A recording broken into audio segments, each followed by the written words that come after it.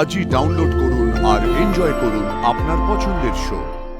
যারা সারাক্ষণ বিলাসিতায় ভেসে থাকে না, তারা সাধারণ জীবন দেখলে এরকমই ফিল করে। কিচ্ছু জানো না তুমি। শাওন মা তো জন্মের মুহূর্তেই। ও কি শাওন মা? কাঁদছো কেন?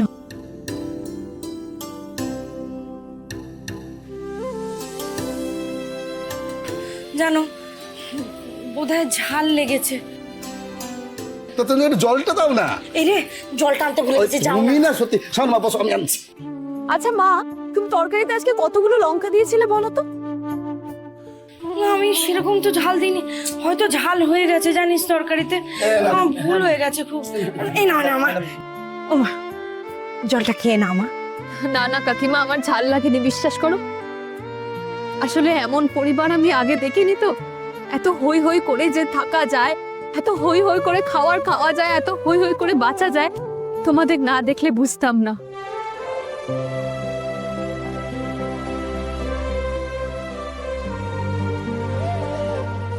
আমাদেরও পরিবার আছে, আমরাও একসাথে খেতে বসি, কিন্তু আমরা একে অপরের দিকে খুব কম সময় তাকাই, কথা বলি। সবকিছু যেন একটা নিয়মের মধ্যে করতে হয়।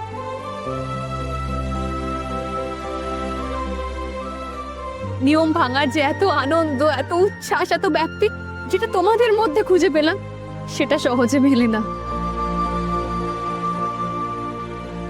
প্রাসাদের খাবারে বিরক্ত হয়ে গেছে, তাই জন্যই তো এখানকার খাবার ভালো লাগছে।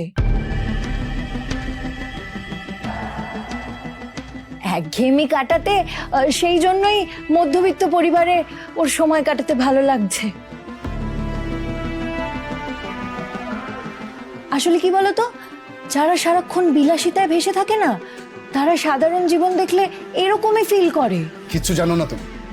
কেন বলছো এসব কথা? শাওন মা তো জন্মের মুহূর্তেই।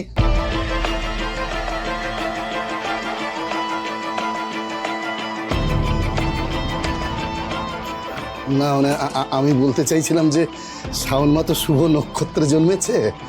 এই দেখো তো মেয়েটা কিভাবে ঘামছে। আর আমাদের ঘরে ফ্যানটা হয়েছে তেমনি।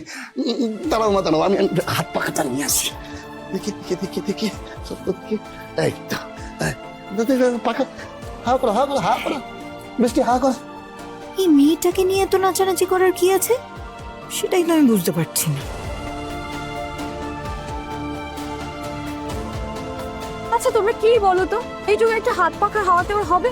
ও বাড়িতে এসি হাওয়া খায়। হাত পাখার মিষ্টি হাওয়ার সাথে কিছুর তুলনা হয় না।